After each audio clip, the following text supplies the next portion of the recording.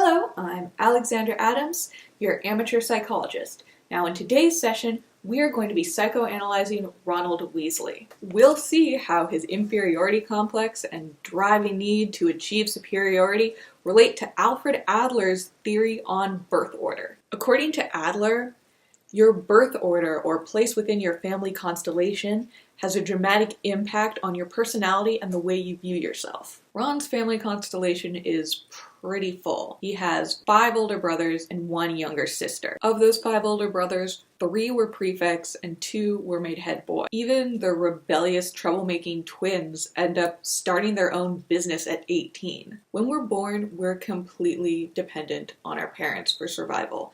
And if you're a younger sibling, you're competing for your parents' limited time and attention with people who are objectively better than you in every conceivable way. This creates a sense of inferiority. If you don't overcome these feelings of inferiority, you can develop what Adler called an inferiority complex. Yes, he's the one who coined that overused term. Growing up surrounded by older and far more competent siblings has given Ron a huge inferiority complex. Ron is in the shadow of all of his older brothers, and because the wizarding world is so incredibly small, he has a hard time escaping that. At 11, Ron is sent off to Hogwarts, hopefully to have a fresh new start, but he ends up becoming best friends with Harry Potter, A.K.A. Wizard Jesus. Then the trio becomes complete with Hermione Granger, who's repeatedly referred to as the cleverest witch in her generation. That's some pretty tough competition. Everywhere he goes, he's constantly being compared to someone,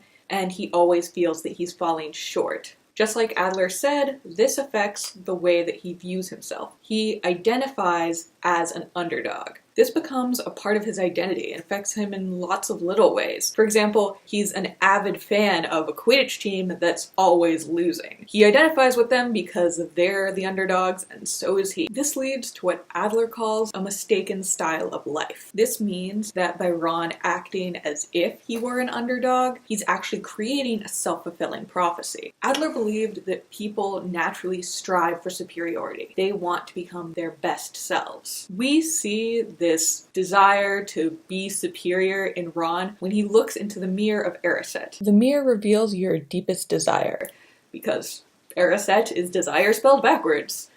Ron sees himself with tons of awards, holding a bunch of trophies. He doesn't see himself playing the winning game. He doesn't see himself doing whatever it was that earned him all this commendation. That's not the part he's fantasizing about. What he's fantasizing about is the recognition. That's because the recognition is what he truly craves. Now, to be fair, this all happened when he was 11, and preteens aren't exactly known for having a lot of depth. Unfortunately, we've run out of time for today's session, but be sure to like this video and subscribe. I'm Alexander Adams, your amateur psychologist, and I'll be seeing you soon.